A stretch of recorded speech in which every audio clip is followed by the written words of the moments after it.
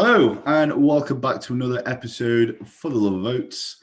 I am with Phil and Vicky, and we're just here to have a chat. So, Phil, you Yes, train with the Dorian Yates, the the big Dorian D Yates. dozer.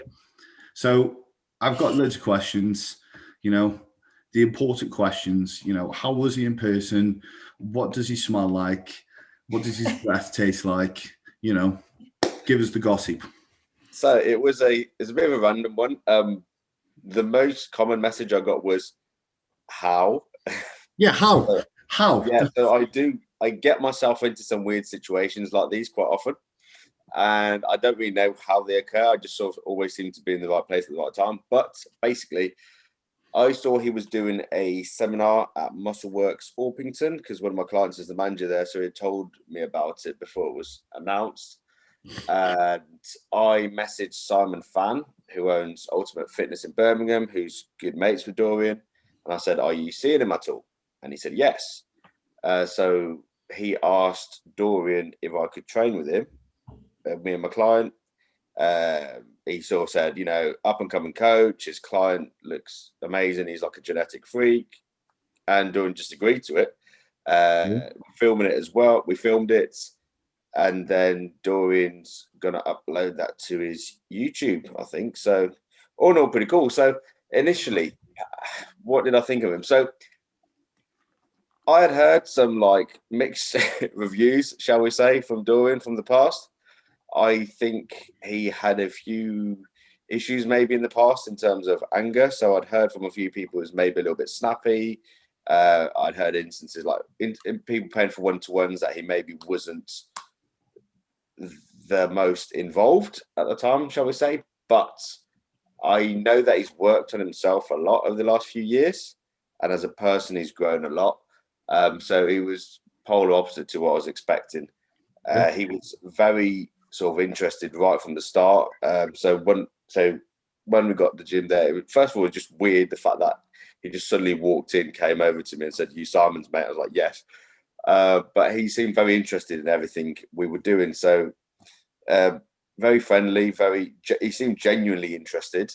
That's good. So he made us warm up for a bit, and then we obviously trained back because he's known for his back.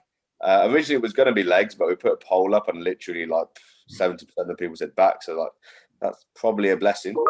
Yeah. Uh, so yeah, it was great. He even like demonstrated all the exercises. The main theory behind all this stuff, obviously, I knew. And I mean, a lot of what people do in the UK's, I believe it sort of stemmed from his approach anyway. Yeah. But I think now it's being applied a little bit differently, and people maybe have lost a little bit of the essence of it. So he's always been about heavyweight, progressing, getting stronger on lifts, doing like all out sets. People now still do all out sets and try and progress and get heavier with the weight, but I don't think there's as much emphasis on form. That was the main thing I noticed. So to put into perspective, by the end of the workout, we were doing deadlifts. I was struggling to deadlift 120 for 10. Oh, mate, even I And can do that. I don't think I've struggled to deadlift 120 since I was in year 10 at school. So it was because I was just so fatigued and everything. And my client who has like a 280 deadlift, I believe, he struggled with 160 for like 8 reps. So it was just by that end. Yes, the weight was heavy and everything, but it was so controlled that you were just in bits by the end of it. And I think that's where people are missing the point a bit at the moment, just the control and the exercise. Yes, everyone's using heavy weight, but the control's not quite there. Yeah, But exactly. overall, I mean, I already knew what the session was going to be. It's the same back session he's done for years, the one he personally did, and it was great. I would say overall, for what, let's say, my client's goals are, not necessarily the best approach. You get a very Dorian was known for his dense granite look. He was a thick dude. He wasn't maybe the most aesthetic guy, like compared to like Flex Wheeler, who was competing head to head and stuff. He was just known for being massive, for the original Mass Monster, for having that granite look.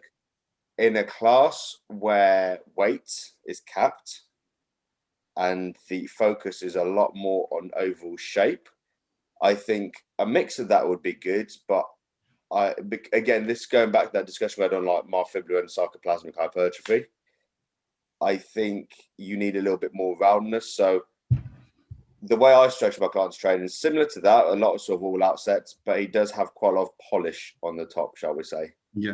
It was great to learn from him in the sense that that was the missing ingredient, I think, today that you're not seeing. It's quite the focus and attention on the form.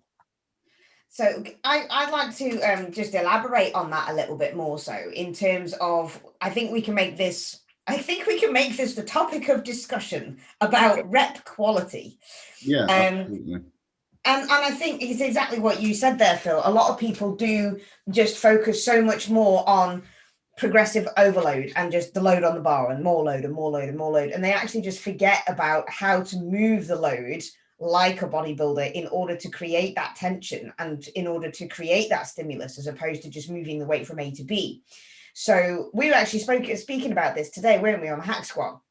Because I did a set on the hack squat and I was like, was that the heaviest that I've ever done? I don't know whether it is. It was, obviously. No, it wasn't. I was lying. But when we checked the weight back on the last time that I did a hack squat, which by the way was like before the first lockdown, so it was a long fucking time ago. And I looked at it and I did nearly 3 plates, wasn't it?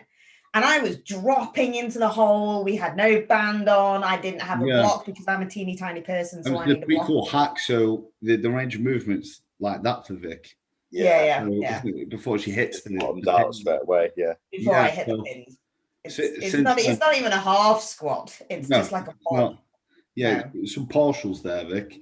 And just partials. And then what we've done is we've just given her some stilts to stand on.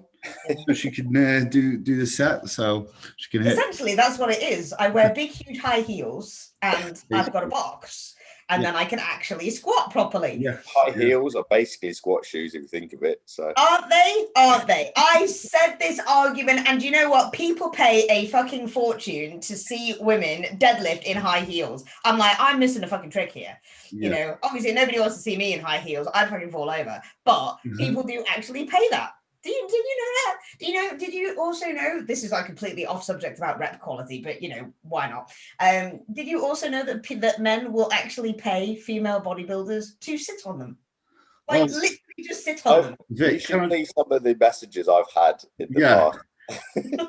the messages I've had, people have wanted a subscription service for my used underwear, like on a subscription based service.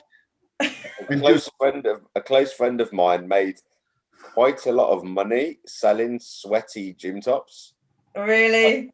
Would literally just buy a multi-pack, wear them, sweat in them like fuck with a hoodie over top, and then sell them. And he was making a lot of money. What is with people? I was being offered £200 a month for this, for underwear. I know girls that keep getting messages about socks. Like used socks is like a big one. Blokes going nuts about socks. Why? It's crazy. I've had people like muscle worshippers. I've had people saying, "Oh, can I put you in a pornographic comic book?" And I was like, There was one guy that kept messaging me about wrestling, oiled up. I bet it's the same guy. Was it on Facebook or was it on Instagram? It was on Instagram, but I sent him then, I said, I'm not interested, but my friend Hayden is. So then he started spamming Hayden, and then I sent him to like loads of other people, and he started spamming like 10 of my mates. He's called James Vassy. I think he might have messaged you as well, Jack. I've had him as well. Can I tell you something? Did you know he got caught? Apparently he was blackmailing people. Do you know what? Right. I saw it. Where that ended with Hayden, right, is like Hayden was like, we could make some money off this. And he was like, do you want to just wrestle with me? To just he's on about paying a large sum of money, and we could just get a deposit from this.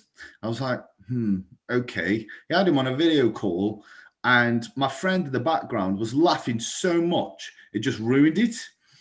And he was like, "You're not taking me serious." And he got really, really angry. And I was Do like, you know what that guy was doing there? It was if you Google James Vassey, it'll come up the news article. It was recent. He basically gave people a deposit. They would send them he'd send them videos of themselves wrestling naked, and then he would basically ask for 10 grand from them. Otherwise, he'll send it to their family members.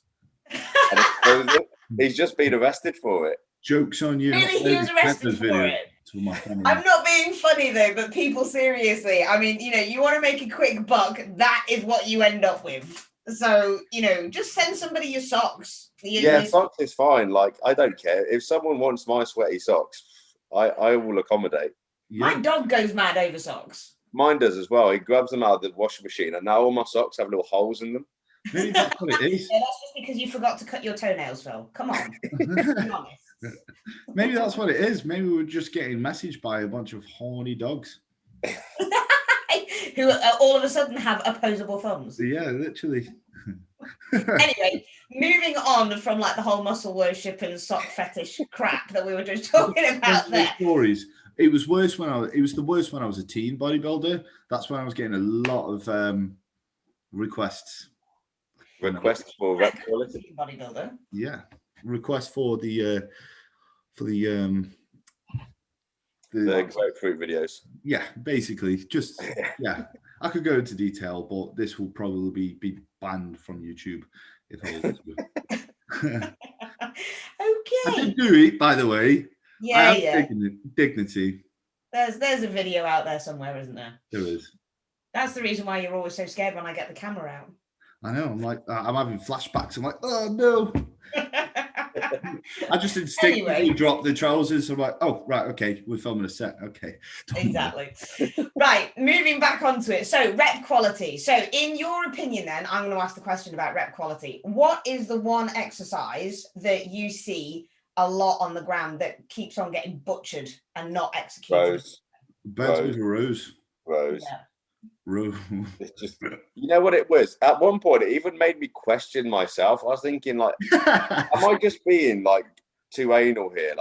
Why? Because I've seen guys that I'm way bigger than rowing 180, but it was basically what I call a deadlift row or an RDL row.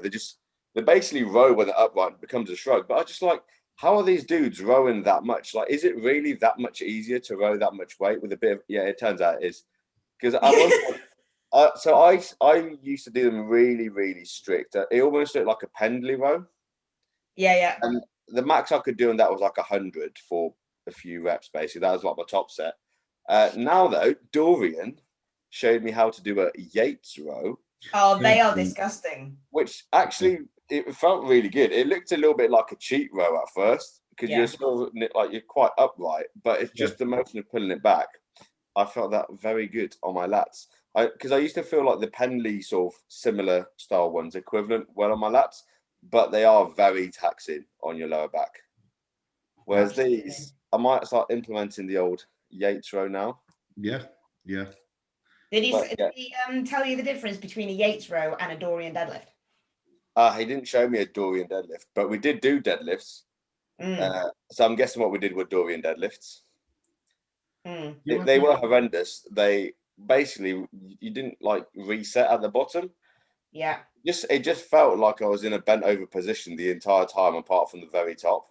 My lower back felt like it was gonna burst. I was that pumped. I just felt like I was gonna, I don't know. You might have not had it, but if your lower back gets that pumped that you feel like it's crushing, some sort of nerve, and you just feel like you want to fall down on the floor. That's kind of what I felt like. Towards the end of that, you need Hydromax. Well, yeah, but everything else, I'm not used to doing that much stuff lower back. Everything we did basically involved your lower back at some point. Apart from obviously we did pullovers. That's a standard thing at the start, which that was basically just lats. But even rear delt flies, the way he does them with free weights, kind of bent over again. That's your lower back. Did rows, lower back. We did cable rows, but in a bit of an odd position again. So that was quite taxing your lower back. And then deadlifts. So by that point, I literally just felt like I'm just going to buckle over. Just disgusting stuff. So that so you think that the rows are the things that are being butchered, right? As in like people failing to execute. Rows and lateral raises. I am very over lateral raises. And one thing that pisses me off beyond belief is actually, Ricky, you know when I mentioned to you sometimes about having traps without doing many trap exercises? Yeah. People are hitting traps when doing lateral raises because they're using weight that's too heavy and they're doing this thing. So yes, they're getting the range of motion, but they're shrugging loads. And what they end up doing is it's like it comes forward, so it's almost like a front raise by the end of it. Lateral raises is my one like pet peeve that most people butcher lateral raises that I've seen in the gym. Yeah, I agree. Not only do they do the shrug, but they also do a front raise, a calf raise, a kettlebell swing, so they hit everything. But even this way on stage, as soon as someone does a side chest, they've just got a slab of meat on the front of the delt, and then the rest of it just looks wank. Flat, yeah. And this is why skinny little dudes like me end up beating them. Oh dear. I'm sorry, I just have to kind of like pick up on that one word, wank. Isn't that a funny word? Wank. I used to use that word all the time. Now I don't use it. I use the word twat. It took me a few years to get into it because I didn't know any lingo when I came to England. So everything sounded very wrong to use that was slang. But wank was one of the first ones that came along. It was very easy to put in a sentence. So yeah. Use it in a sentence. Do you remember when your teachers used to say that? Use it in a sentence. Wank. Wank. You're wank. Okay, anyway, enough of the swearing. So rows and lateral raises. Okay, so debate. What is better, barbell rows or dumbbell rows? I like barbell rows. Do you get the full contraction with a barbell row? When you say dumbbell rows, do you mean single arm ones? Nope, double, bent over, double arm, dumbbell row. Personally, for me, I prefer barbells. Yeah. But don't know, it depends. If you're doing them lying on a bench with barbells, you could get a better contraction because you've got the flexibility to move your arms a bit more to the side and around. But bent over, I've just never felt dumbbells as good as a barbell. What about you, Jack? I like a Smith machine row. I think they're quite cool. Yeah. Never go into them. Do you know what? No. Yeah, I find because I have a dodgy lower back anyway, so I couldn't quite get in with a barbell row. So I thought a nice replacement of that would be the Smith machine, and I was able to position myself in the right place and not really use much momentum with that, and I felt it quite nice where I was supposed to feel it, which is in the back and not just fucking doing that shit. Doing a hip thrust, a standing hip. Basically, yeah. See, I think you can use both, but it depends on which one you master first. Because with a dumbbell row, if you still have that bent over position, you can obviously manipulate your wrists a little bit more so. And if you want to target your lat, then you can obviously pull in with your elbow direction completely tighter into your lats, as opposed to obviously being a barbell row where your elbows are already out. You're not going to really target your lats as much as you would do a dumbbell row. But I agree, they are a little bit more taxing. Personally, it's one of them. It's the trade-off between doing a movement that, yes, it's the most effective for stimulating the muscle to its full extent and how taxing it is and simply how much effort it is to set up. I keep going on about this, but cuffed lateral raises, never going to do them. Never. Really? They're just so much effort. If your gym is one of them that's got 100 benches lying around and 100 cable machines, great. But I am not going to wait for a cable machine to be free, drag a bench halfway across the room, buy cuffs, stick cuffs on, look all funny trying to grab the cables from each side and then do them. No, I'm going to do lateral raises. It's worked so far. It's quicker. I cannot be asked to do cuffed shit. It's one of them. I've tried them. They're great, but fuck me, I'm not going to do them. I get that. Where I train, it's like it's all set up almost for you because you have the bench there, you've got the cuffs on the machine, and then there you've got like the machine just pretty much. Well, that's ideal. And it's like you walk in, it's like, oh, get up ready, and I'm like, wow, cool. But I have been to gyms where I thought, fuck this, I'll go on a machine, Yeah. or I'll just do some dumbbells. Like, I get that. It's about what's ever convenient, really. Whatever is convenient, or depending on how you can execute it properly. Because again, people who do the cuffed lateral raises on the machines, sometimes they just yank them up, or their bench isn't right, or they're doing front raises, or they're just one arm's over here, the other one's over there. So, one arm's bigger than the other and shit like that. And it's just like, do you know what, mate? Just pick up a plate. It's fine. There are certain exercises that are becoming very, very popular, and it's just the standard. Everyone gets pissed off at me for doing barbell bench. Everyone hates the fact that I bench. I love benching. It's the best. No one says, how much can you cuff lateral raise? No. Everyone wants to know. How much can you booty kick back, Phil? All of it. Well, no, my arse is tiny, but hyperextension. Everyone wants to know how much can bench. And that's the only thing I would say I borderline ego lift on. However, it has got better. I've kind of told myself I'm not going to move up from 140 till the reps are exactly how I want them. Yeah. So I want to be able to get 10 extremely strict reps, and then I might move up.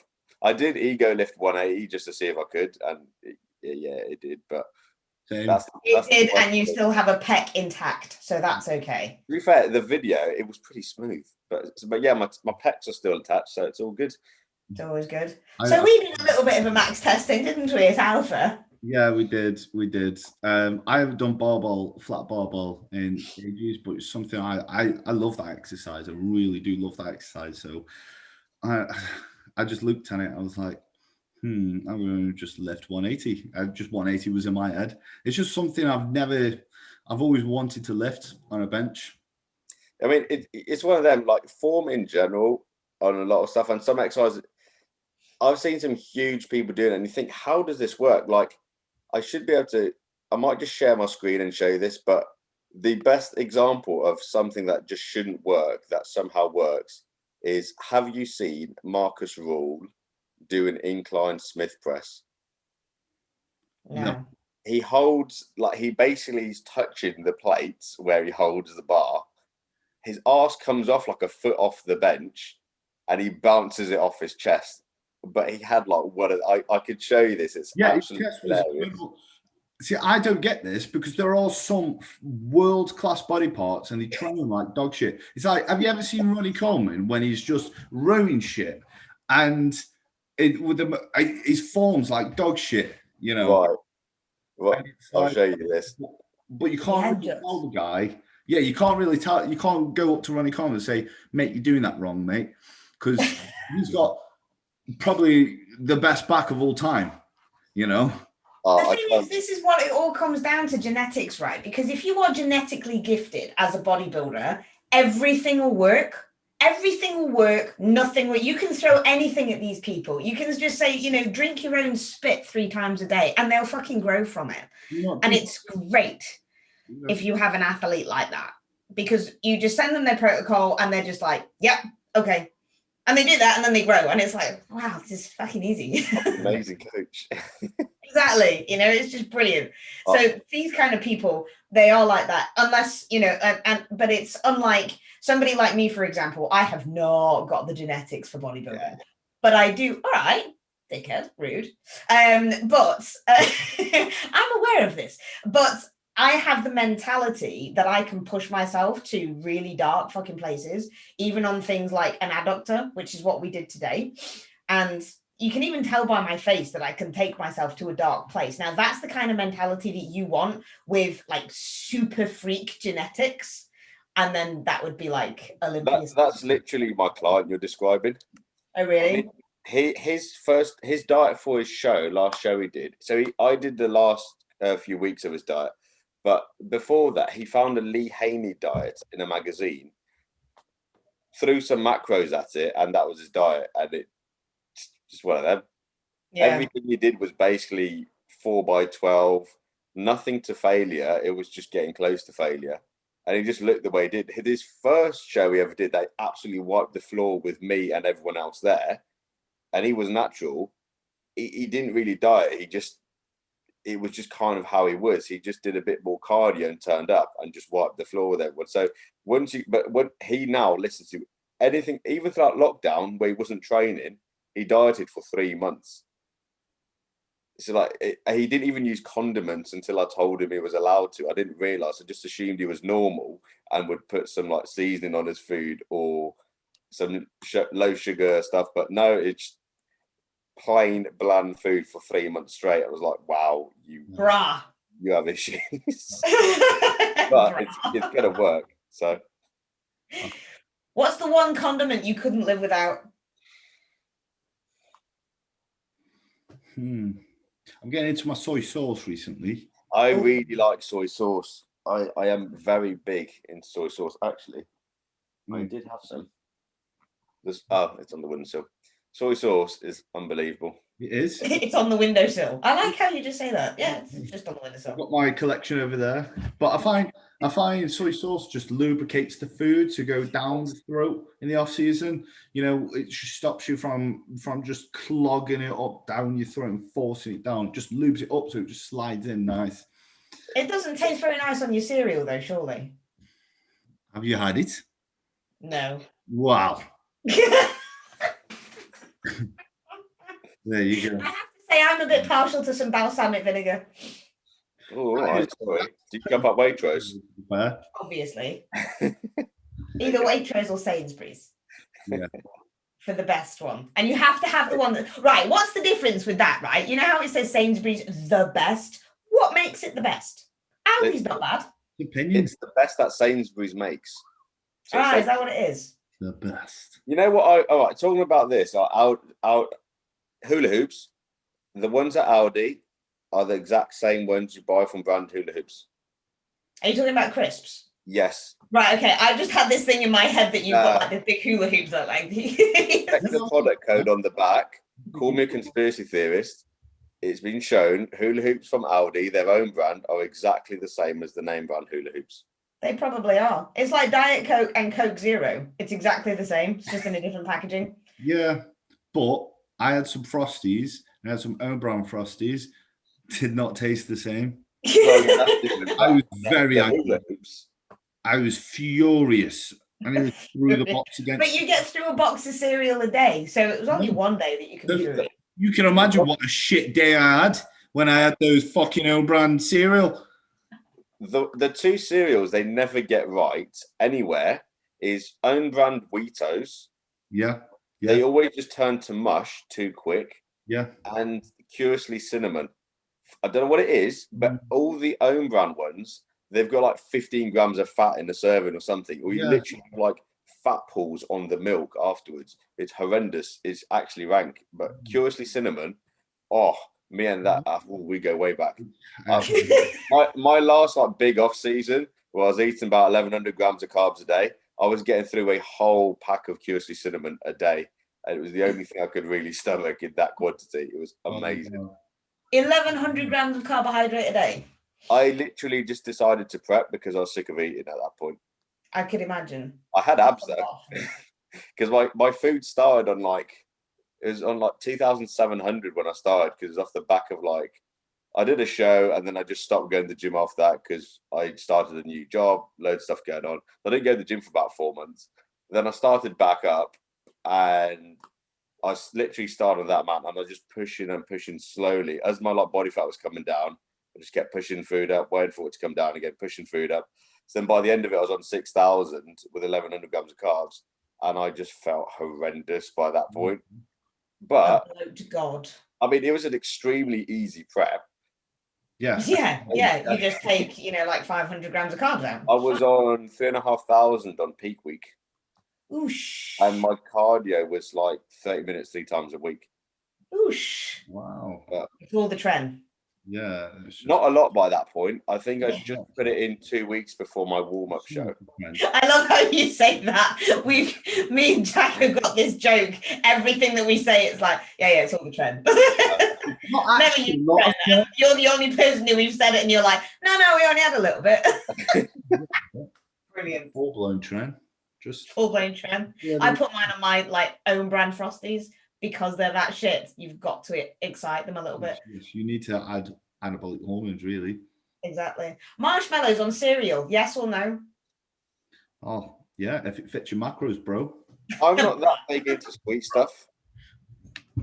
Not into sweet stuff. Nah, there's not a lot of sweet stuff I like.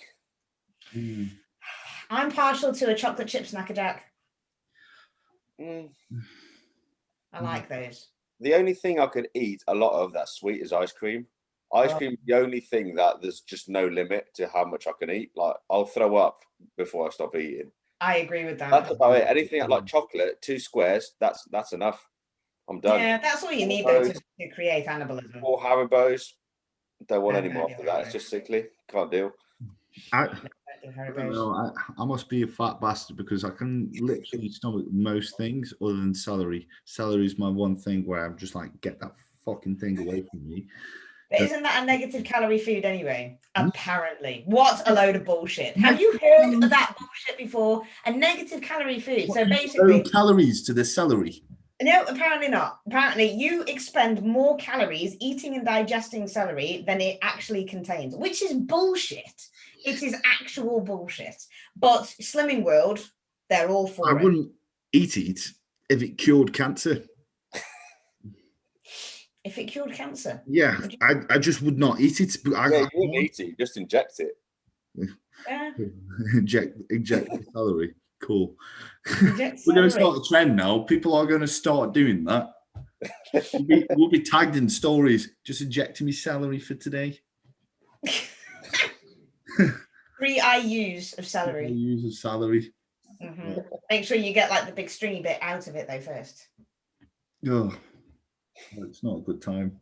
It isn't a good time. Yeah, anyway, this is a load of rambling shit on this podcast. I wonder how many people are still listening to this.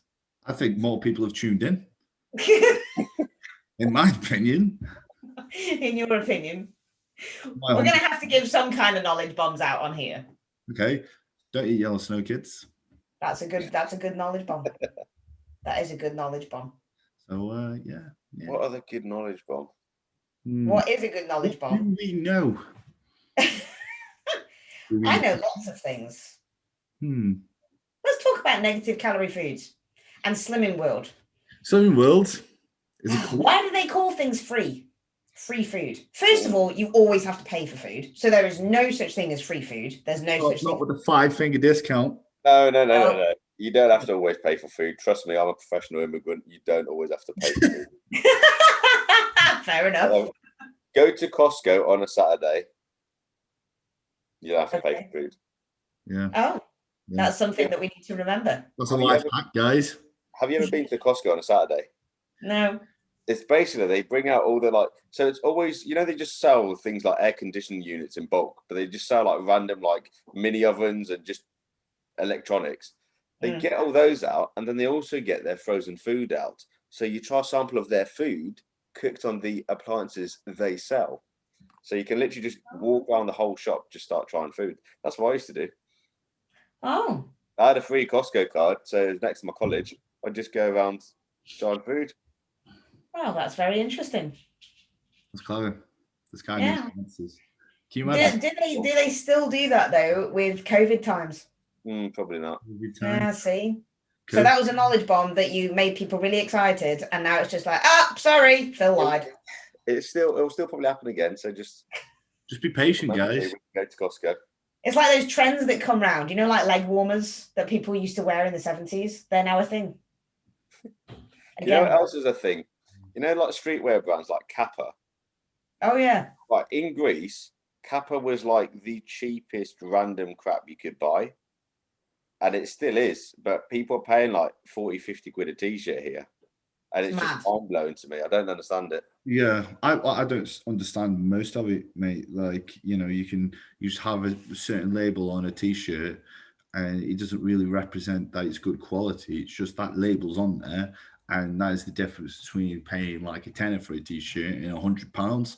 I'm like, what the fuck, man?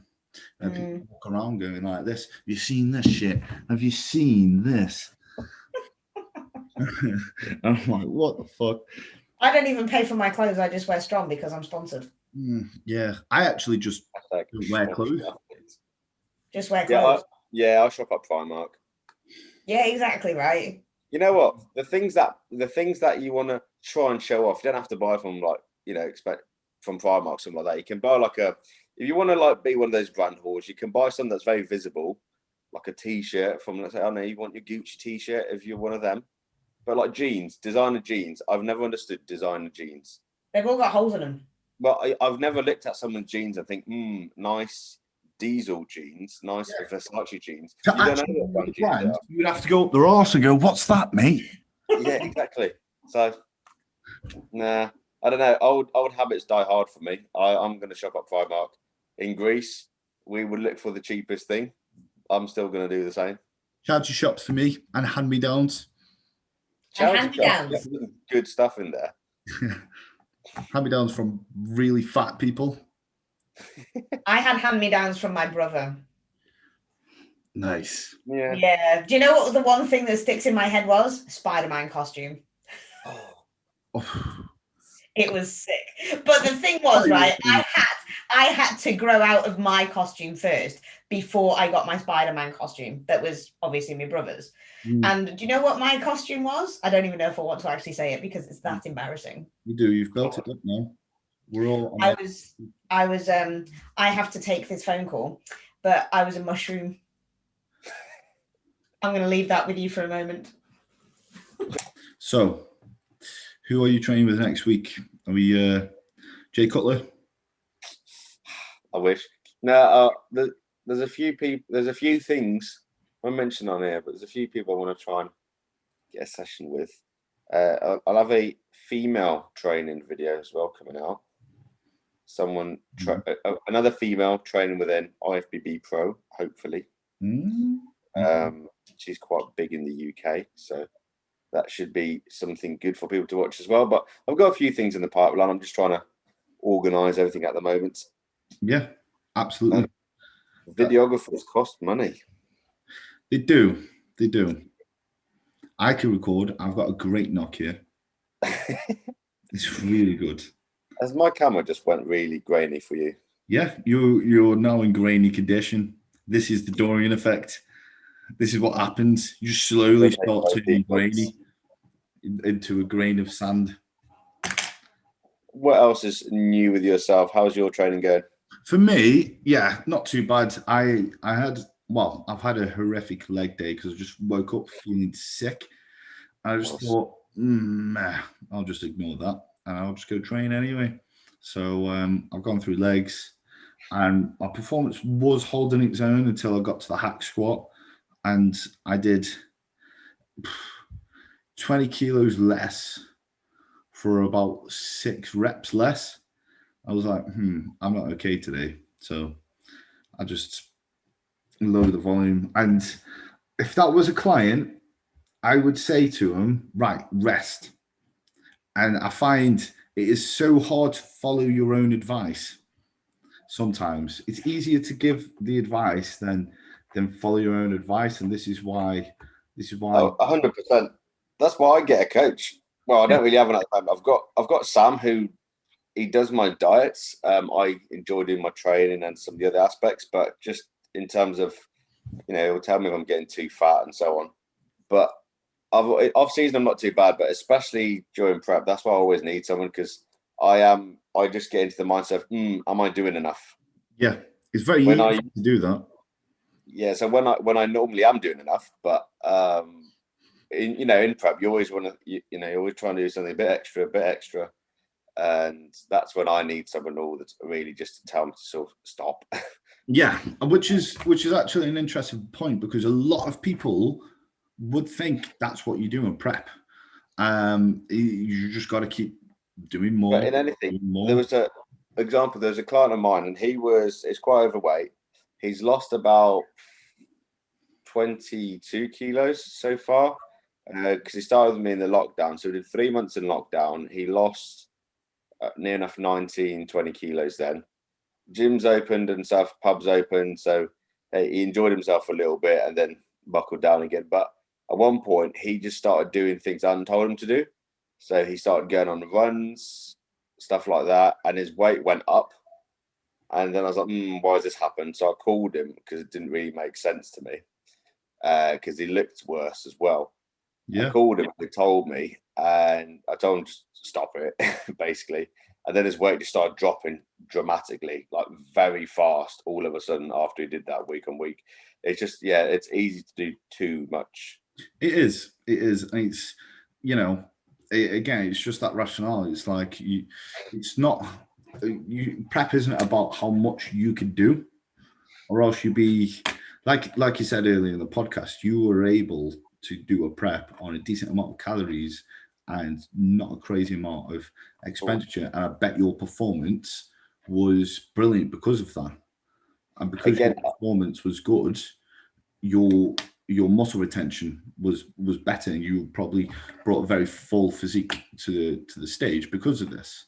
And well, exactly. I mean, I knew I was going to be one of the smallest guys because I was the youngest in all the shows I did, and I've been training the least amount of time pretty much, but I wasn't actually the smallest, bizarrely. So my condition, I wasn't peeled. I was in better condition than the vast majority of people, to be honest. I'd say I was in better condition than 90% of the people I went up against. But I had to be full. I had to be quite full, otherwise I would have just looked too weedy. yeah, And the only point where I lost fullness was at finals, where I still came third because my condition was better and it was PCA, so that's mainly what they care about. But I did start to really lose size by that point. yeah, But going on to that, they're just doing too much. I remember there's one bloke that beat me in one of the shows, and he didn't even make it till finals. He said because of health issues. Now, when I spoke to him, I think he's very, very competitive. I wasn't that competitive. And he sort of said that he's basically doubled his cardio and everything he does. And I was kind of thinking to myself, this doesn't sound good. mm, mm, And sure enough, he pulled out shortly before British finals. He said because of health. Now, my way of thinking was, well, if he's doubled his cardio and he's pushing hard there, what's he doing with everything else? So that's a trap people fall into quite a lot, to be honest. yeah, absolutely, yeah. And it can only detriment the work. It's a balancing act between, pushing hard enough, but not too much where you elicit like a negative response, where I've done it before. My first show, I was on like 1,600 calories, doing 2 hours of cardio a day. I trained 6 days a week, thinking I've got to do the most. My steps were just something crazy because I had a very active job, and I was just watery and I was just flat. And after, the post-show binge was just uncontrollable. Now, my second season, I was on a lot more calories, a lot less cardio. I was able to get a lot leaner and look a lot fuller.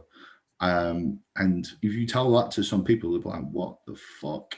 But I see it all the time. People just over diet and they don't look as conditioned because they've gone flat. They've lost the muscle. They look stringy. So and yeah, they just look watery. this brings me on to something that I've been seeing a lot of recently. And again, this stems from the one popular person does something, everyone else who's learned from him does the same. Yeah. Next thing you know, everyone's doing exactly the same thing.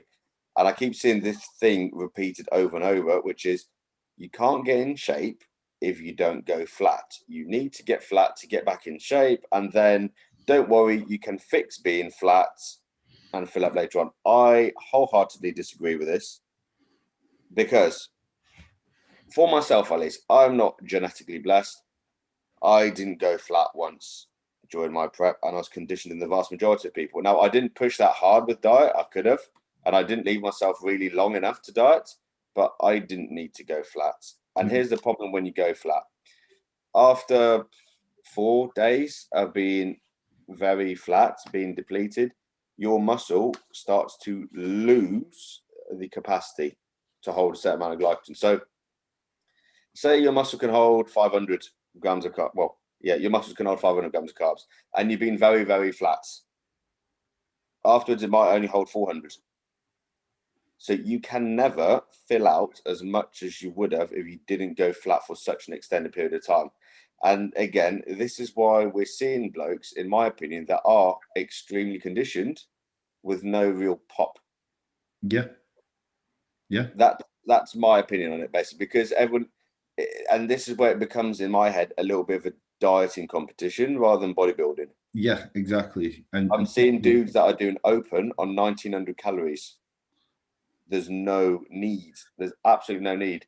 They're winning shows based on like condition and stuff like that, but England, everyone is smaller. Look at the guys in America. Look at the guys in England. There's a reason no one in England is doing well in other countries. Who did do well? Luke. Luke Sando was doing well in America, and James Hollingshead. Are they flat? James, as a similar, well, Patrick, I do a similar thing. I won't say Patrick does a similar thing to me because who the fuck am I? But I do a similar approach to Patrick in the sense that you want as much food going into it as possible. Now, this was actually something I first ever heard from Stan Efferdin, of all people. Stan Efferdin's completely the other way, though. He's very like low cardio, that type of stuff. He believes you shouldn't do any cardio a lot of the time. But and then Milos Arshev obviously used to say the same stuff. But I call Patrick a very, very moderate Milos.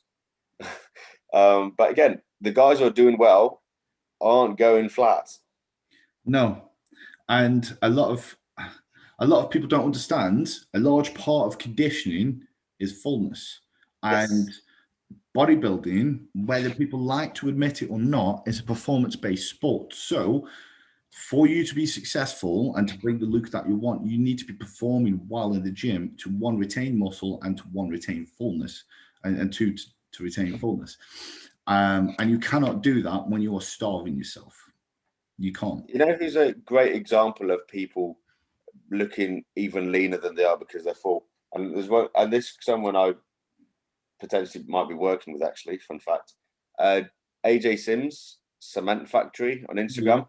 All his dudes always look ridiculously shredded. Now, as a combination of that, a lot of it is because he does these. They don't really go flat. They'll go flat for a few days, then he fills them right back up with a stupid amount of carbs. They go flat, fills them right back up. So they're never flat for very extended periods of time. But their skin looks paper thin because of how pumped they are. And he uses a lot of other things, like he does AI loading, so like crashes people estrogen, and he will make people extremely insulin sensitive the weeks leading up to carb up by using things like a lot of metformin, stuff like that. But one of the reasons they look so conditioned is because of how full they are. Yeah. Like that, the best example was that guy Alexis Riviera. If you've ever seen him, this bloke goes. If you search him up, he had like paper thin skin. It was ridiculous because of how full he was. So I don't buy it when people say you can't have condition unless you're flat. But like I said, if someone successful says that and everyone else copying, who am I to go against the grain?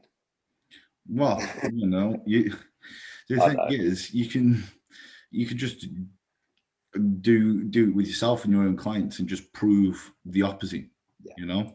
Like fullness is conditioning. Yes, you have to get lean, but not to the extent where you're going to look stringy, or else you're fucking yourself up. A lot of people have this perfect spot in prep, and then go past that.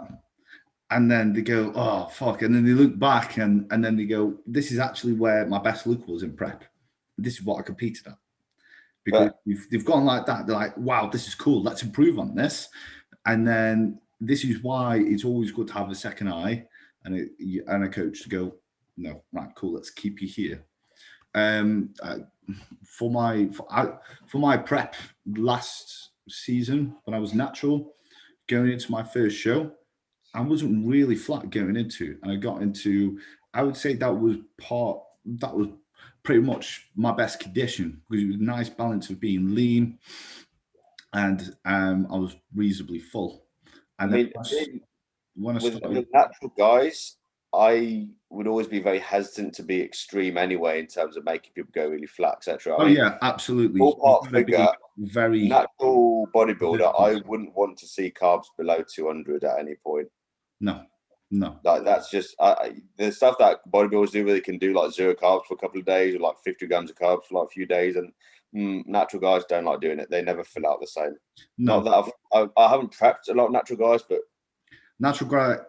a lot of natural guys can go flat very easy. It's quite hard to keep a natural physique full, unless they've got like some people can get away with it, and depending on the muscle bellies as well. If you've got great muscle bellies, then you could probably get away with slightly flatter look. I was gonna say that client of mine, when I peaked him last year for his show, I was surprised how round he could look on low calories. Yeah. Because again, he did the first part of his diet himself. He didn't quite come into the condition he probably could have. Without blowing my own trumpet, if I'd done it from the start. But for where we got him in a short amount of time, his carbs went very low. But I don't know what it is. Black guys, for some reason, don't flatten out as much as white dudes. Yeah. Just something I've noticed. They always stay round. Even like the pros and stuff I've seen in interviews where they talk about what their diet was leading up to shows. Some of them gone stupid low carbs, and somehow they just stay looking round. So yeah. That's where genetics and muscle bellies come into it. Yeah, absolutely. So it is relative to the individual. The general consensus of a natural athlete is you've got to be quite preservative with it. This is why they do longer preps. This is why it's better for a natural person to do a longer prep, because you want to be holding on to that fullness, and you want to be well fed. You want to be retaining as much muscle as possible. If you go aggressive, that doesn't suit a lot of people. And again, just speaking from experience, from myself, when I've done it in prep, it affects the look. I lost a lot of muscle doing that. And it's just like if a natural athlete is going to spend a year and they're going to prep for a year, that year is going to be just basically prep. A lot of it is, because a lot of it is, say like my dieting has been, when I was natural, about 35 to 40 weeks if I'm doing multiple shows. And then you've got that period of time coming out of the prep, adjusting it, even if you're doing a recovery diet to get to your hormones to a range, because when you're natural, your hormones go, and it just takes a while for them to go into a physiological range to get to a place where they're in range and you can start building new tissue. It can take months after a show as well. So this is what I'm saying. For a lot of natural athletes, if they're doing a prep in a particular year, that year is basically prep, and then regaining the muscle that they might have lost during that prep, and just trying to restore the hormones from that. Yeah, that's what natural bodybuilding seems simpler, because there's, not drugs involved and stuff. But from that perspective, that's where things start getting a bit complicated. Yeah. Guys, you could just, your hormones are going to be ridiculous anyway, so you can just keep on pushing, and it's it's fine. It's like running an engine with no engine oil in it, but the engine will still go. Yeah. Whereas natural bodybuilding, it's trying to restart the engine after you've run it 100 miles without engine oil. Yeah. Oh yeah. And again, this is another point for people over dieting. I had a chat with one of the people who was running a natural federation, and they said, we're trying to go for a healthier look, where people look like absolutely fucking peeled and dieted off all the muscle or whatever, because natural bodybuilding is supposed to be healthy. But there's juniors, there's people like in the 20s, early 20s, that have dieted that hard they can't get an erection for fucking months after.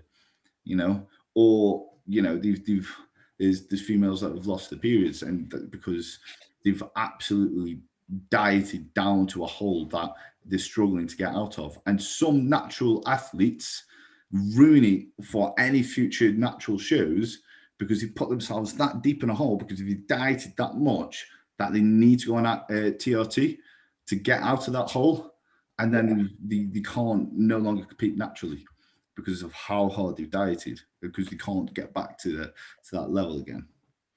This is one of the many reasons I'll always go for more food.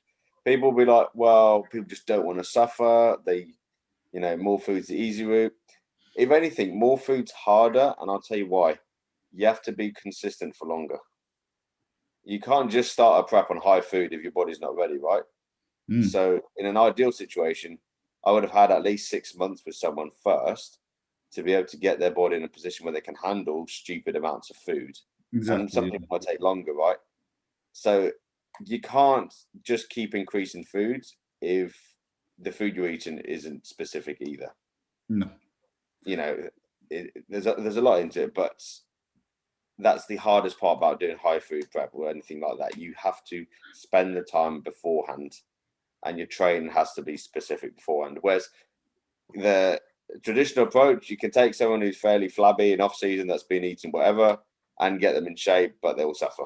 So absolutely. And again, this is a perspective that not a lot of people do realize. It's not just prep isn't just like from the start of prep. It's the shit that you do months before it as well. It's the approach that you take with your nutrition, your training that will set you up for prep. And that's how, again, you could be in a nice position where you're dieting on a decent amount of food. Your performance hasn't gone to absolute shit. That is just a top tier dog. A top tier dog. What's the dog's name? This is Hercules. Let's get him up. Hercules. A big name, big dog. Yeah, absolutely. It's perhaps an interesting discussion in general. There's a lot of ways to do it, a lot of ways to skin a cat, a lot of ways to get someone in shape. But there's a lot of ways to fuck it up as well. Well, yeah. Yeah. There is. And there's a lot of people, because they have done a prep themselves, for prepping people and don't know how to prep people, and they give them lifelong issues. Again, like putting people needed to be on TRT for the rest of their lives, even though they wanted to be natural. And it's like it's scary, really, because for me, a lot of time when you see that, it's again, I've told people before, no, we're stopping the diet now. We're pushing food back up. Your body's not ready yet. Some coaches are scared of saying no, I think. If a client says, I really want to be shredded, I really want to be peeled, it's hard to say no sometimes because you're worried that you're going to not meet their expectations and they're going to fire you.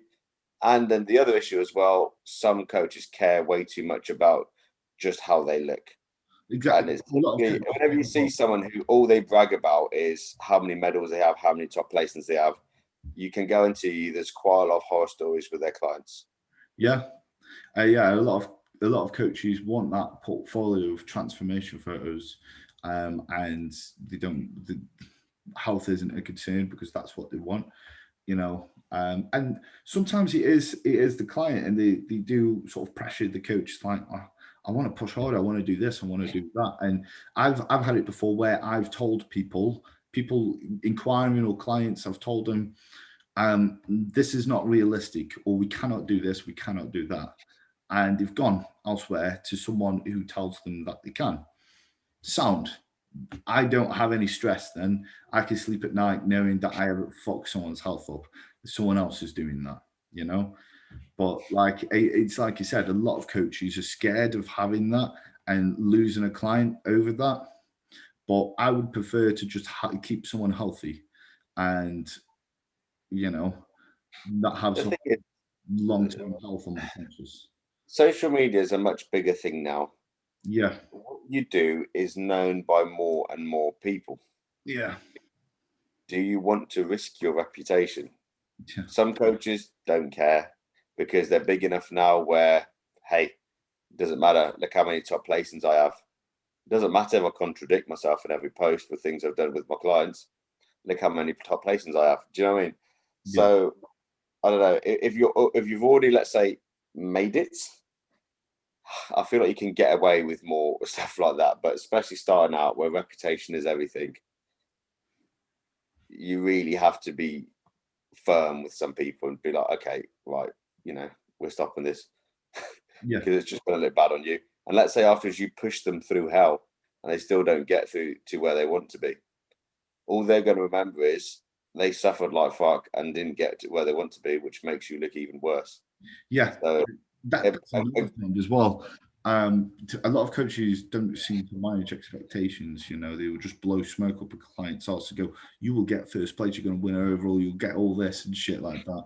And the client, you know, they're not really giving a realistic expectation to a client, and it just leads to disappointment. I've had people inquires like, will you help me prep, and do you reckon I'll be able to win an overall or win a heavyweight class? I'm looking at them, I'm like, no, not this year. But if you work on it, potentially next year, we can review next year. And again, those people, they don't want to hear it. Some people don't, and then they will go to someone else. I've had someone go to me, can you help me build 15 pounds of muscle naturally? I'm like, no, I can't. No reply after that. It's just daft. But again, it's at least in a way it filters out if you're honest, it filters out, you know, people you're more likely to get actual good results from. Yeah. But again, I've seen happen. I mean, there's one show I did, and this dude came fourth in it. I think I came second, but that show really hit him hard mentally, and he quit bodybuilding after that because he went into it so confident. His coach was blowing so much smoke up his ass, and it just didn't work out. And he just saw it all as unfair and basically just quit after that. And I've seen it happen with others as well. There's another guy I competed against who I'd seen messages his coach was sending him, very well-known coach, said, lights out, game over, you're 100% winning this. Dude didn't even place. You see it all the time, and I think it's cringe. I don't know. I would want someone to be truthful with me. I remember, again, this is a good thing about having Sam when he was prepping me, because we're mates anyway. He'd be like, yeah, you look like shit. Okay, cool. Or just send him a check, like, okay, yeah, we need to do this. Fine. I'll you know, it's being realistic. This is where you need people to be truthful with you, but people don't want people who are truthful. Yeah. It's one of them. People take critique hard, especially in bodybuilding. People get very, very salty. You have to accept you are not perfect. Are you Mr. Olympia? Yeah. Are you winning shows yet? No.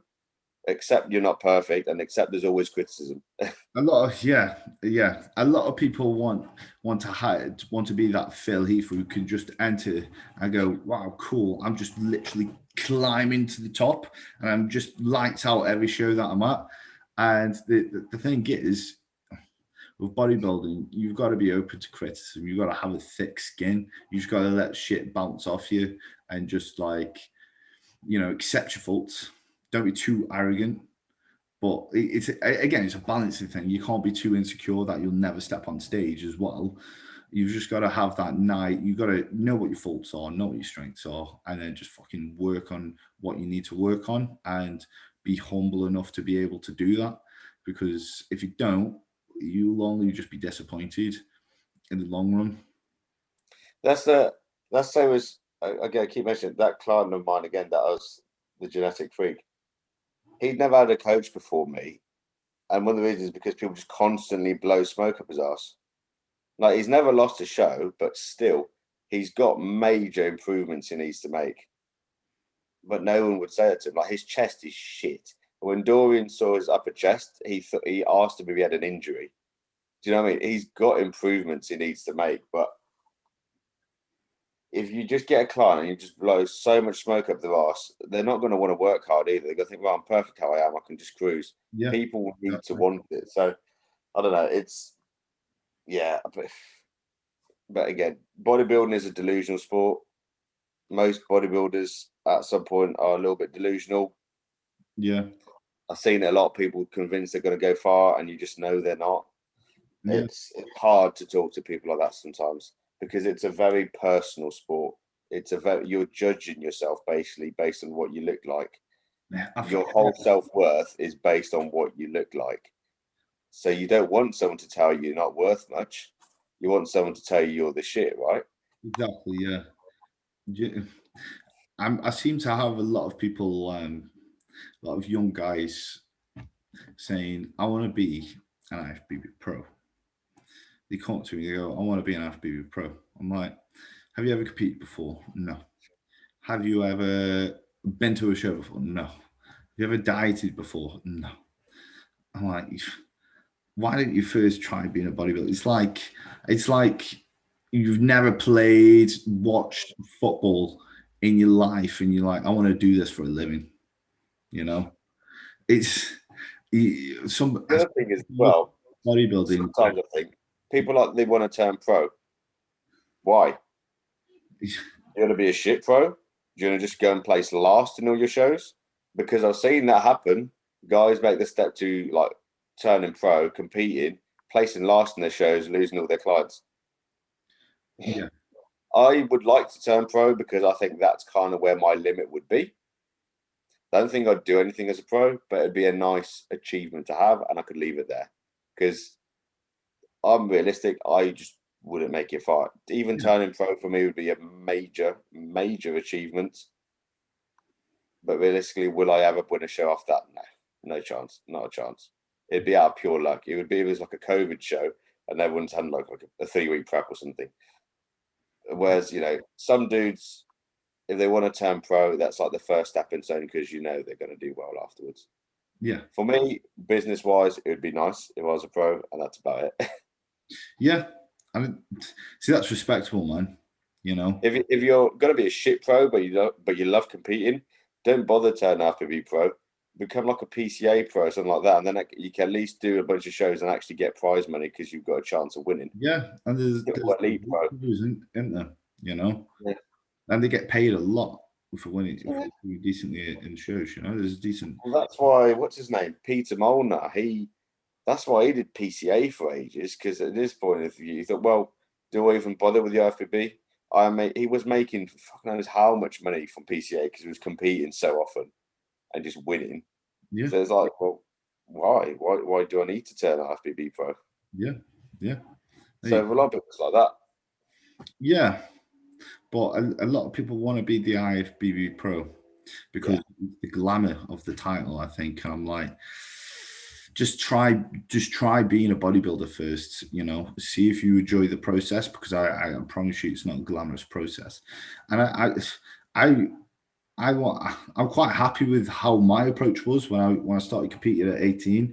I was like, I like bodybuilding, as in I like watching bodybuilders on YouTube, and I'm interested in it. I like training, but I don't know if I like the process of being a bodybuilder. So I want to give it a go before I make my decision if I want to be a pro or anything, or if I've even got fucking potential. I went in there with the mindset of I'm just going to have a go and see where I land. I wasn't thinking, right, I'm going to go in, I'm going to take absolutely fucking everything, And some people, again, it's the delusion that you spoke of. It's some people have.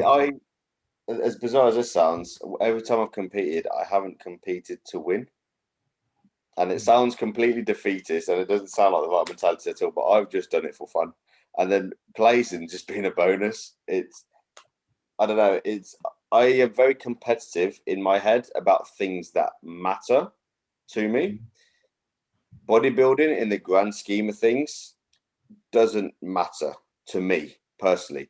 Now that I'm doing coaching and stuff, my placings would matter more because it does reflect on me. Even though, again, you could be have a cursed physique and be an amazing coach, but every time I've competed before, I have never expected to even place. And the last 5 shows I did, I placed top 3 in every single one. So it's just, I enjoyed it a lot more that way because there's no pressure. There's absolutely no pressure. You just turn up, you've done a diet, you're like, yeah, I'm shredded, I look sick. And everyone else is stressed about if they're going to place or not. You're just having a bit of fun. Boom. If I didn't place, great, fine. Like my first show, I didn't place. I still had a great time. But placing is a bonus for me. Again, it depends on the person. If you're one of them who it matters to you, you want to win, fair enough. But for me, I've never competed to win. I think the important thing about what you said is like you had fun with it, and that's what you're supposed to do. That's why you do it, because you have fun, you enjoy it, you enjoy the process. The only time I would say I like suffered maybe was just before British finals. Oh, my first show actually I suffered because first time was getting in shape is always rough. I was peeled. I was probably the leanest I'd ever been at my first show, even after my other shows now. I was by far the most conditioned person on stage, but that was horrendous. And I really hated it. I didn't think I'd compete again after that. But the last set of shows I did, I loved every second of it. I was going up against guys who were posting how much they're suffering, how much they hate what they're doing. I was eating jam bagels and loving life. I would not have competed last season if I hated it. Yeah, it's simple as this is not worth it for me. Yeah, I only did finals because I thought I've got this far. Fuck it, I'll do another 4 weeks diet. I'll try and get a bit more conditioned, even if I lose a bit of size, and just see what happens. And that was where I thought, I can't wait for just the show to be over now. Yeah, so I was just fed up. But that was it. Otherwise, I enjoyed every moment. I'll be doing fasted cardio, smiling, thinking, "Ooh, I'm getting shredded." Yeah. Do you know what? That's what you want, man. You want to enjoy the process of the actual shit. And like a lot of people don't do it for that. They do it for the stage photo. They do it for the they do it for. I think people like feeling. And I think, if you don't fucking enjoy it, I can't imagine any worse fucking living hell than doing a bodybuilding prep if you do not enjoy it. It's cool to look like you're suffering. This is where all the fucking training videos come in, where it's just a bunch of facials and people look like they're having aneurysms and screaming at the top of their lungs. No, you don't need to do that. You're doing it because you think effort and sacrifice is cool. You are showing how much you're suffering because you think it's cool. That's the in thing to do at the moment. Look how much I'm suffering. Yeah. I don't think when I train, do I grunt when I need to? Do I shout when I need to? Am I going to start screaming at the top of my lungs doing bicep curls? No. But you see it happen. And it's all the same style training videos where the camera just zoomed into your face and and you can't actually see the actual training session. It's just a bunch of red faces that look like they're about to have aneurysms, and that's it. Not my type of thing. I don't know. Literally, man. Literally. I don't know. It's not all about suffering. It's the fucking. It's a bit of fun for me, but again, what do I know? What have I won? Nothing. I won a show that was junior class in an independent small show with 2 people in the lineup. That's the only show I've won. So, am I the best person to take advice from in terms of enjoying bodybuilding? I don't know. However, I will say I had a lot more fun than a lot of guys who tried a lot harder than me, and I beat. So, yeah. But that's probably why you got better results, man, because you weren't stressed the fuck out about everything. You were actually having fun. You were able to just enjoy shit. And, I just couldn't imagine doing a fucking prep and going, I hate this, I hate this, I hate this. And then going, yep, cool. We've got another 10 weeks to go. Fucking, I couldn't imagine. I do it because I enjoy it, man. I do it for the same reason actually as yourself, because it's fun. It's fun for me, I don't mind that shit. And that's why I want to be a bodybuilder, because I enjoy bodybuilding. And that seems like a fucking obvious statement, but a lot of people don't enjoy bodybuilding, but will do bodybuilding because they feel like they enjoy training and they feel like they have to do bodybuilding. They have to do it for the fucking. I don't know. Actually, I don't understand it. Yeah, I don't know. There's a lot of motives for every person, and it's not necessarily the wrong motive. I just have preferences, I think. Yeah. There's again, it's hard to say this, but some things that just don't matter that much. They really don't. I know it might matter to you personally, but in the grand scheme of things, some things just don't matter. Does it matter that I didn't place high enough in a bodybuilding show? It might hurt my pride a bit. I might feel a bit shit because I put loads of effort into it. But going into bodybuilding show, you're going to spend a lot of money. You're not really going to get much return. It's a terrible investment unless you are genuinely going to be good or you just genuinely love it. Yeah. Would you go? You go on holiday, you spend a bunch of money to have a good experience. You don't gain anything else from it. Are you going to go and spend a bunch of money on a prep and you're going to hate it? Exactly. It's like, Exactly. I don't know. I know it's oversimplified, but that's just the way I see it. No, mate, that's bang on. It's actually bang on. You fucking, why would you spend, because it is a large investment bodybuilding, especially in the amateur levels, you know, you're spending money. And yeah, and why would you do that? Because you don't get a lot of return if you're not enjoying it. There isn't a lot of return. You'll soon realize that that moment on stage will mean fuck all if you didn't enjoy the process. And it's you get the syndrome of like when you finish like school, you don't matter anymore. You've done your show. Everyone's been absolutely liking all your photos on Instagram leading up to it. You've been looking shredded, and then boom, post-show rebound hits. You start getting fat, and then everyone's like, "Yep, don't care anymore." Yeah, yeah. My page, I don't have a big page, right? I probably get about 400, 500 views on my profile a week now. When I was competing, I was getting about 2,500 to 3,000. Nobody cares now. Yeah, you get treated differently when you're leaner, you know. That is an actual thing, man. I'm pretty sure Ziz said that.